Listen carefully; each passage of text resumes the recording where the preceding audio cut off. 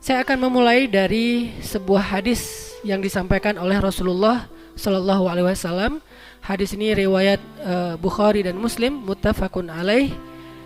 An Abi Hurairah radhiyallahu anhu anna Rasulullah Shallallahu Alaihi Wasallam qala, dari Abi Hurairah radhiyallahu an bahwa Rasulullah Shallallahu Alaihi Wasallam bersabda, "Lau ya'lamun nasu ma fin nida was-saffil awwal thumma lam yajidu illa ay yastahimu alaih lastahamu alaih." Kalau seandainya manusia tahu apa yang ada di dalam azan dan shaf pertama, kemudian mereka tidak mendapatkan kesempatan itu kecuali dengan cara mengundi, maka mereka akan melakukan undian tersebut. Nah, hadis ini menjadi sebuah pembukaan bagi kita, di mana Nabi SAW seolah-olah di sini sedang memberitahu kita tentang miracle of azan, keajaiban atau hal-hal yang luar biasa yang ada di dalam azan. Sehingga seandainya orang tahu, kan pertanyaannya, yuk kita cari tahu apa itu. Karena kalau kata Nabi, lau ya'lamun nas, bukan lau ya'lamul muslimun atau mu'minun atau ahlil masjid, tapi lau ya'lamun nas, seandainya semua manusia. Artinya azan ini punya kebaikan yang terbuka luas untuk setiap orang, bukan hanya kepada muazzin, tetapi kepada semua orang. Nah, malam ini kita akan membedah hadis muttafaqun alaih ini dengan ayat dan hadis-hadis yang lain. Apa sih yang terkandung di dalam azan?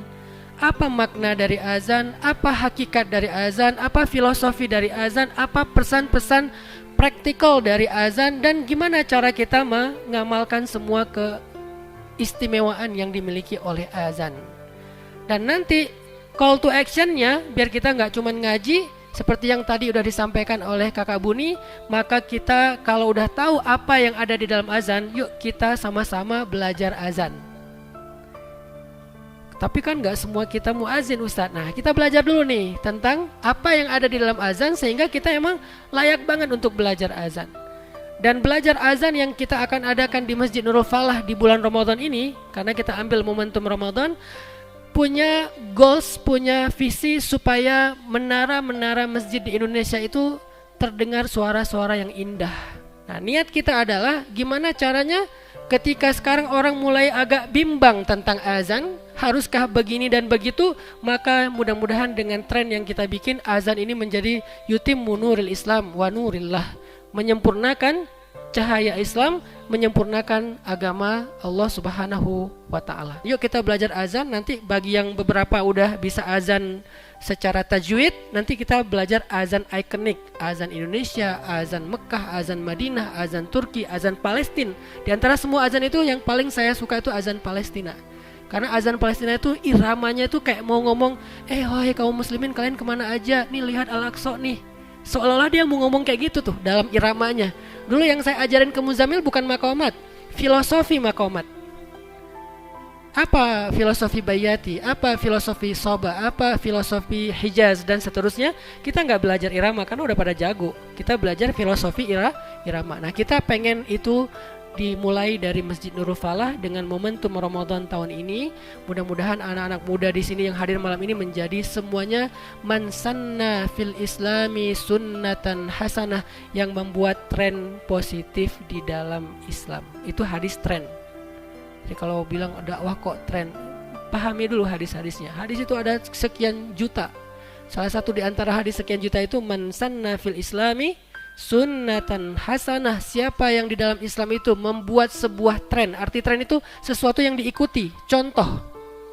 Kita contohkan belajar azan di bulan Ramadan, insya Allah nanti akan trending se-Indonesia. Nah, sekarang kita coba azannya yang kita trendingkan. Mudah-mudahan nanti di Masjid Nurul Falah yang azannya selain yang udah ada, kita tambahkan anak-anak muda juga supaya variatif. Maghrib azan Indonesia, Isya azan Makkah, subuh Palestina dong. Zuhur asar azan Eropa atau apalah gitu ya nanti. Yang jelas azannya itu variatif dan banyak yang insya Allah akan tertarik ke masjid. Oke, kita akan bahas tentang keistimewaan yang ada di dalam azan. Saya akan bahas dulu dari sejarah azan. Singkat saja bahwa azan ini baru disyariatkan menurut jumhur ulama, bukan ijma ya. Jumhur itu artinya mayoritas ulama. bersepakat bahwa azan ini mulai disyariatkan pada tahun pertama Hijriah. Berarti di mana tuh? Di Madinah setelah Nabi berhijrah. Jadi ceritanya waktu Nabi berhijrah, program pertama yang Nabi lakukan di kawasan setelah hijrah itu adalah membangun masjid. Beliau hijrah, berhenti di Kuba, beliau bangun masjid yang kelak kemudian dikenal dengan nama Masjid Kuba. Kemudian dari Kuba udah ngumpul semua, lanjut masuk ke dalam kota Madinah, karena dulu Kuba tidak disebut sebagai kota Madinah. Setelah masuk ke kota Madinah juga yang pertama dilakukan Nabi adalah membangun masjid. Udah dibangun masjid oleh para sahabat, kemudian mereka bingung, ini gimana cara manggil orang ke masjid untuk sholat berjamaah sehari 5 kali.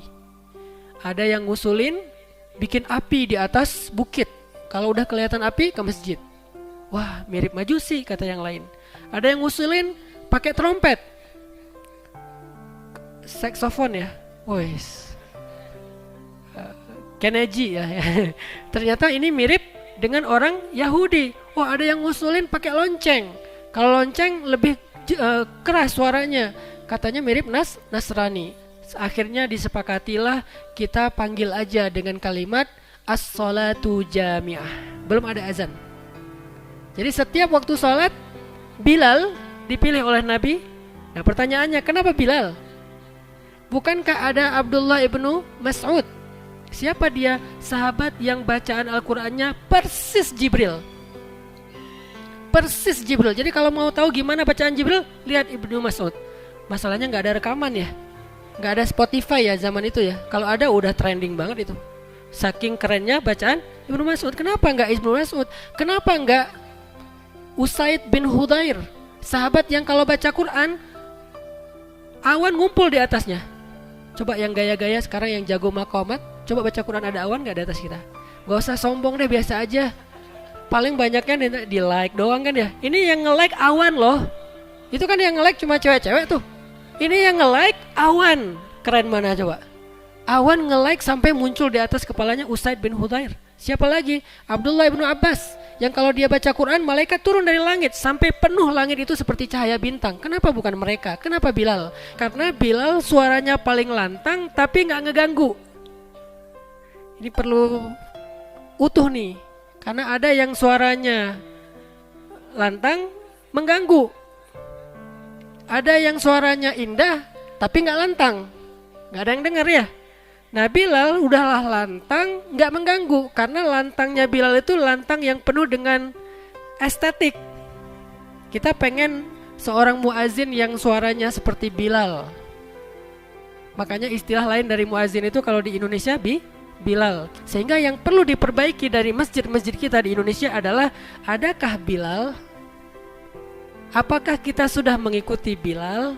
Itunya yang kita perlu perbaiki. Sehingga dilakukanlah pelatihan azan supaya semakin banyak kader-kader Bilal millennials.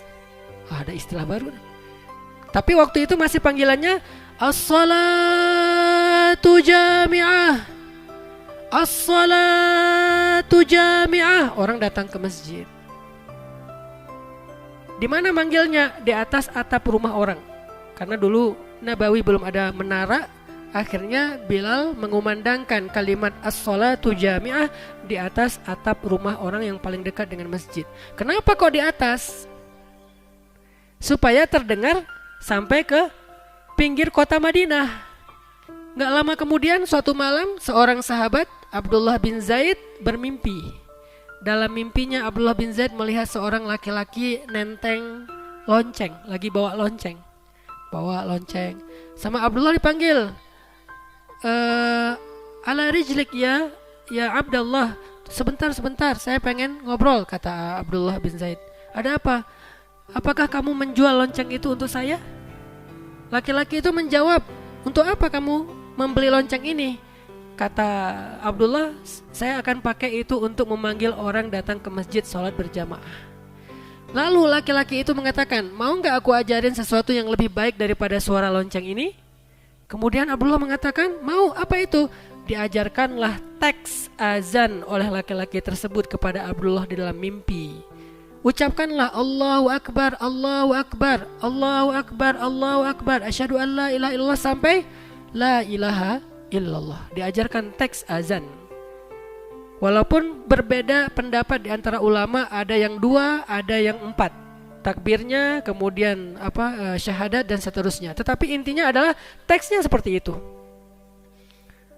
Ketika bangkit dari tidurnya, datang sholat subuh ke masjid, Abdullah bin Zaid menceritakan kisah mimpinya kepada Rasulullah. Maka Nabi mengomentari mimpi itu dengan kalimat, sesungguhnya itu adalah mimpi yang benar.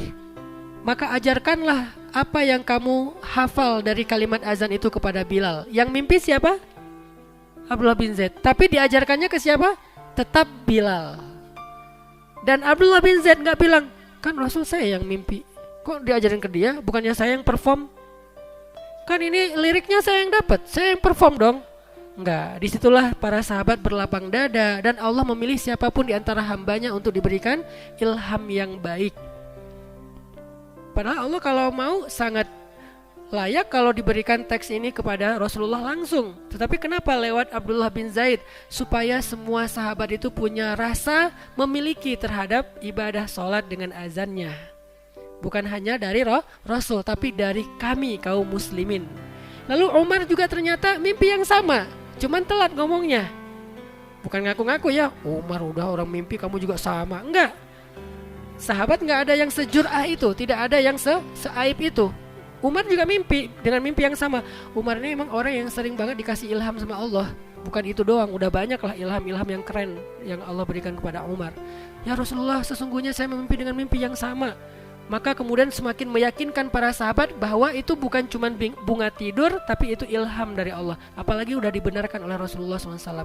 Diajarkanlah kepada Bilal. Sejak itulah azan kemudian disampaikan atau disuarakan dengan suara kalimat tauhid. Itu asal usul azan. Sehingga tidak bisa diganti, tidak bisa ditambah kurangkan. Maka seperti itulah azan sejatinya sejak awal.